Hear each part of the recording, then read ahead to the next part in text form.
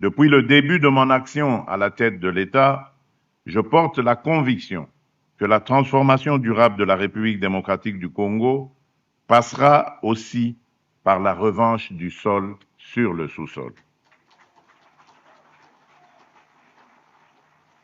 Ce choix n'est ni rhétorique ni circonstanciel.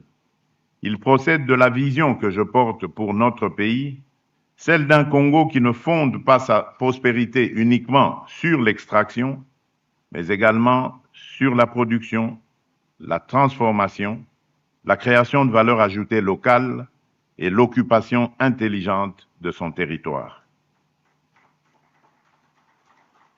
C'est dans cet esprit que l'agriculture, la pêche, l'élevage et le développement rural occupent une place centrale dans nos priorités.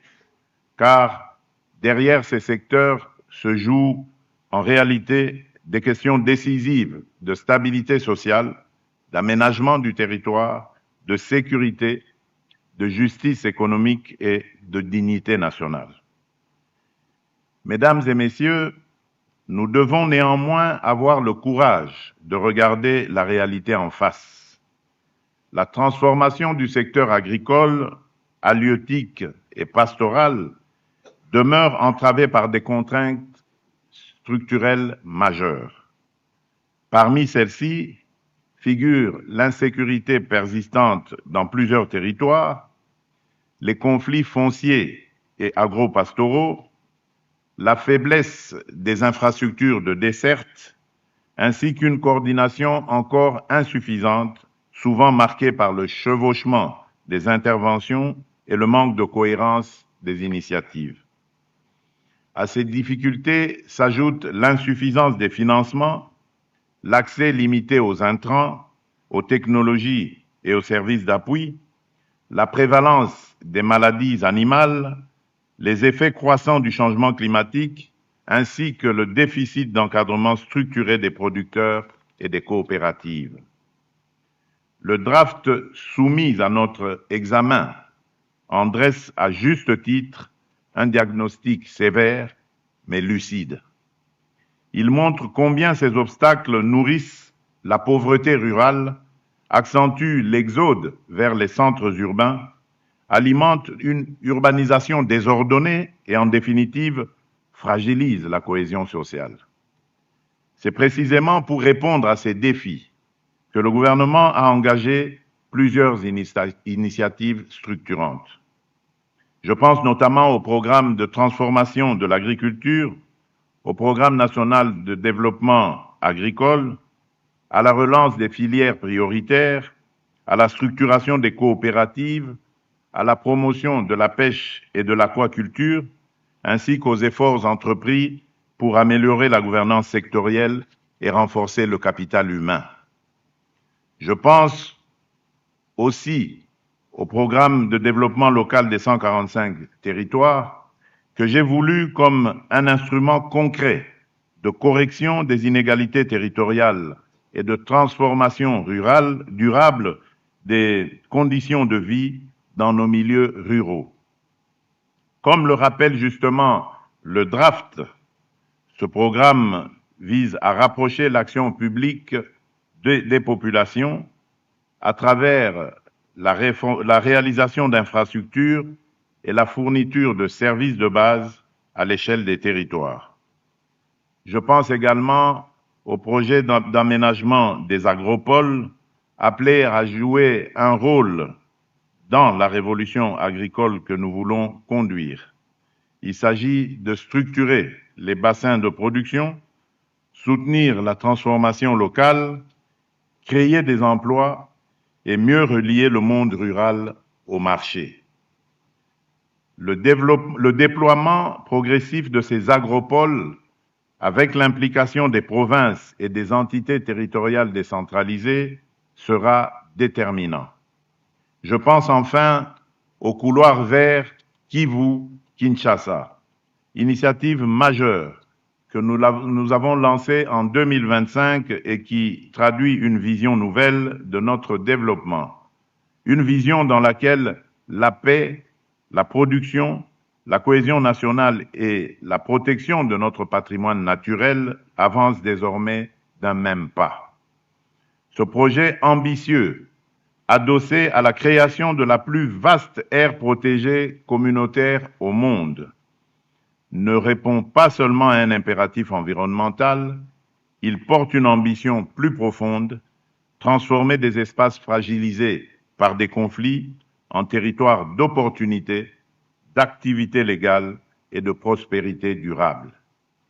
À travers ce couloir vert, nous faisons le choix de substituer à l'économie de la guerre une économie de la vie, du travail et de l'espérance. Il s'agit de protéger nos forêts, de restaurer les écosystèmes, de créer des emplois durables, de soutenir une agriculture responsable, de stimuler la transformation locale et de mieux relier les bassins de production à l'Est aux grands marchés de consommation de l'Ouest. Par les partenariats engagés, par les infrastructures sobres qui les accompagnent, par les chaînes logistiques, énergétiques et agro-industrielles qu'appelle le couloir vert, celui-ci incarne une conviction forte, à savoir, en République démocratique du Congo, la transition écologique peut et doit devenir un levier de stabilité, de souveraineté et de paix durable. Mesdames et messieurs, distingués participants, la transformation du secteur agricole, halieutique et pastoral ne se heurte pas seulement à des défis techniques et financiers. Elle se heurte aussi, trop souvent, à des faiblesses de gouvernance, à des blocages institutionnels, à des rivalités de pouvoir, à une mauvaise articulation entre les niveaux de décision et parfois à une compréhension imparfaite de ce que signifie réellement la décentralisation dans un État unitaire. Je veux le dire avec gravité. La stabilité institutionnelle dans les provinces n'est pas un sujet périphérique. Elle est une condition du développement. Aucune politique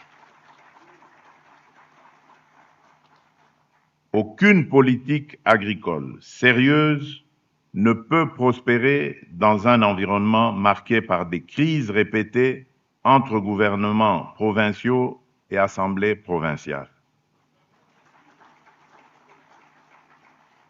Aucun investisseur, aucun partenaire, aucune communauté productive ne peut se projeter sereinement là où l'incertitude politique devient la règle, là où les conflits institutionnels paralysent l'action publique et là où les priorités varient au gré des calculs de circonstances.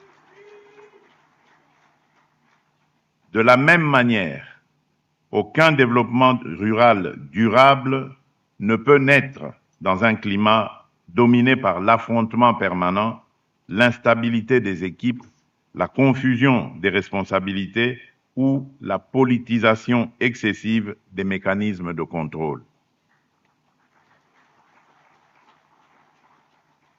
La décentralisation n'a jamais eu pour vocation de faire des provinces des foyers de tension permanente. Elle n'a jamais eu pour objet de substituer aux exigences de bonne gouvernance des logiques de confrontation, de captation ou de blocage. Elle a été voulue pour rapprocher l'État du citoyen, pour adapter l'action publique aux réalités locales, pour responsabiliser les acteurs territoriaux et pour faire émerger dans chaque province des dynamiques de développement conformes aux potentialités propres, à leurs potentialités propres. J'attends donc de tous les acteurs provinciaux et de tout particulièrement des gouverneurs et des présidents des assemblées provinciales qu'ils se montrent à la hauteur de cette responsabilité historique. Le contrôle parlementaire provincial est légitime. Il est nécessaire. Il est sain dans une démocratie. Mais il ne peut devenir un instrument de chantage politique ni d'instabilité chronique.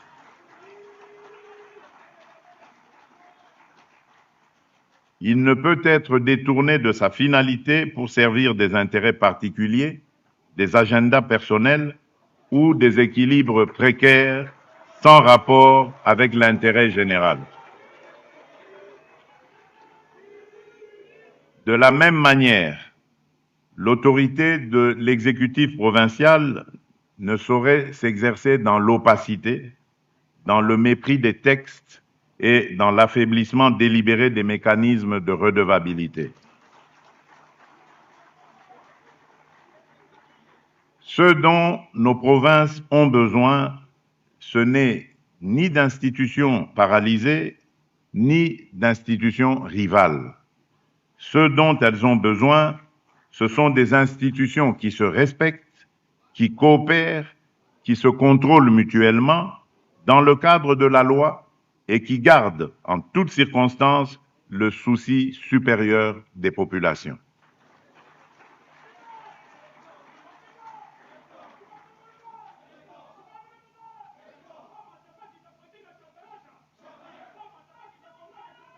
Madame et Messieurs les gouverneurs, vous êtes au premier rang de cette exigence.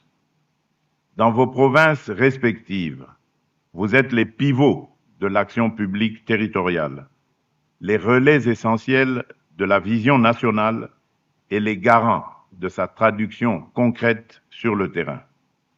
Vous n'êtes pas seulement comptable d'une administration, vous êtes responsable d'une méthode, d'un climat de travail, d'une discipline de gouvernement et d'une capacité collective à produire des résultats. À l'échelle provinciale, vous êtes les facilitateurs entre le pouvoir central, les entités territoriales décentralisées, les communautés locales et les investisseurs. À ce titre, votre responsabilité est décisive.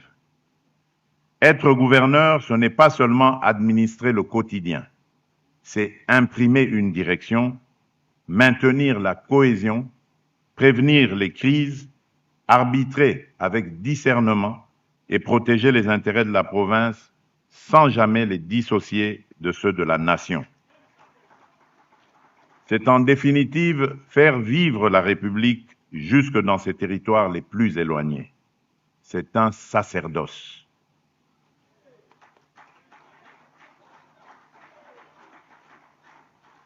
La transformation du secteur agricole, halieutique et pastoral ne se décrète pas depuis Kinshasa. Elle se construit dans les provinces, dans les territoires, dans les chefferies, dans les secteurs et dans les villages, au contact direct des producteurs, des pêcheurs, des éleveurs, des coopératives, des PME rurales et des marchés de proximité. C'est pourquoi l'ambition agricole que nous portons aujourd'hui ne pourra se réaliser pleinement qu'à travers des exécutifs provinciaux stables, structurés et crédibles, capables d'inscrire leur action dans la durée et de la déployer avec constance, en cohérence avec la vision que je porte pour la nation. Car le temps du développement n'est plus celui de l'agitation institutionnelle. Il exige de la continuité, de la lisibilité et de la constance. Je vous invite donc à faire de vos provinces non pas des espaces de conflit, mais des espaces de résultats.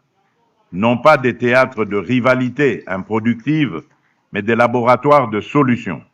Non pas des centres de consommation administrative, mais de véritables pôles de production, d'investissement et de transformation. Mesdames et messieurs, le développement rural ne se résume pas à produire davantage. Il suppose d'abord de mieux gouverner les territoires de production. Gouverner ici signifie sécuriser le foncier, désenclaver les bassins agricoles, lutter contre les tracasseries et les prélèvements illégaux, garantir un minimum de sécurité dans les zones de culture, de pêche et d'élevage, et créer un climat de confiance pour les producteurs, les commerçants, les coopératives, les transformateurs comme pour les investisseurs. Or, sur chacun des sujets, la province est un échelon décisif. C'est à ce niveau que se mesure très concrètement la crédibilité de l'action publique. C'est là que le citoyen voit si l'État agit réellement ou s'il s'efface. C'est là surtout que nos institutions doivent démontrer leur capacité à produire autre chose que des textes, des routes praticables, des marchés organisés, des zones de production sécurisées, des filières structurées, des recettes bien gérées et des services effectivement rendus aux populations. Voilà pourquoi je tiens à insister sur un point: il n'y aura pas de transformation agricole durable sans gouvernance provinciale exemplaire. Il n'y aura pas de développement rural solide sans discipline budgétaire. Il n'y aura pas de connexion efficace aux marchés urbains sans planification territoriale cohérente. Il n'y aura pas d'investissement soutenable sans sécurité juridique et institutionnelle, et il n'y aura pas de progrès réel tant que les ressources publiques continueront d'être dispersées, mal priorisées ou détournées de leur finalité première, qui est de servir le producteur et au-delà le citoyen. Mesdames et messieurs les gouverneurs de province, distingués participants, mesdames et messieurs, notre ambition est claire: mieux relier les territoires ruraux aux centres urbains, mieux intégrer la production locale aux chaînes de valeur, mieux connecter nos provinces aux marchés nationaux et régionaux, afin de faire émerger une économie plus équilibrée, plus inclusive et plus résiliente. Une telle ambition appelle des investissements soutenus dans les routes de desserte agricole, les capacités de stockage et de conservation. Nous devons sortir, partout où elles subsistent encore, des logiques de crise répétées, de blocages stériles et d'arrangements précaires. Nous devons faire prévaloir une culture de responsabilité, de continuité de l'État et de résultats mesurables. Nous devons surtout démontrer à notre peuple que les institutions provinciales peuvent être des instruments d'efficacité, de stabilité et de développement, et non des foyers d'incertitude. Madame et Messieurs les gouverneurs, j'attends de vos travaux des recommandations précises, réalistes et courageuses. J'attends qu'elles portent non seulement sur la transformation des secteurs agricoles, halieutiques et pastorales, mais également sur les conditions institutionnelles, administratives et de gouvernance sans lesquelles cette transformation demeurera inachevée. J'attends enfin que chacun reparte d'ici avec une conscience renouvelée de sa responsabilité, car au fond, le sujet de cette session dépasse largement le seul cadre sectoriel. Il nous renvoie à une interrogation plus fondamentale. Quel type de gouvernance voulons-nous pour accompagner la transformation de la République? Voulons-nous une gouvernance de l'agitation ou une gouvernance de la structuration? Voulons-nous des institutions en concurrence ou des institutions en complémentarité? Voulons-nous administrer la pénurie ou organiser la production? Voulons-nous subir nos contradictions ou bâtir méthodiquement notre souveraineté? Au fond, le choix qui est devant nous est simple.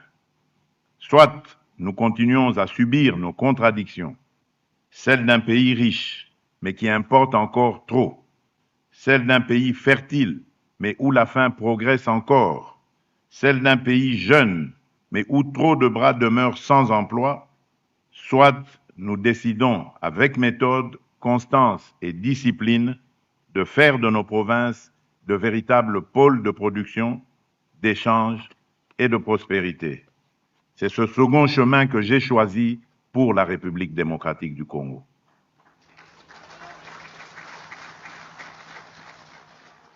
En effet, j'ai fait le choix de la stabilité, de la responsabilité et de l'action. Je veux des provinces qui produisent. Je veux des provinces qui inspirent confiance. Je veux des provinces qui coopèrent avec le pouvoir central dans un esprit républicain. Je veux des provinces qui deviennent, pour leur jeunesse, des espaces d'opportunité et d'avenir, et non des espaces d'impasse. Parce qu'en définitive, transformer l'agriculture, la pêche et l'élevage, ce n'est pas seulement développer des filières, c'est stabiliser les territoires, c'est renforcer l'unité nationale, c'est donner du concret à la décentralisation, c'est restaurer l'autorité utile de l'État, c'est créer de la richesse là où vivent nos populations, c'est faire reculer plutôt la dépendance, la pauvreté et la frustration. Enfin, c'est donner à la République démocratique du Congo les moyens de sa souveraineté. C'est sur cette conviction que je déclare ouverte la 13e session de la conférence des gouverneurs de province.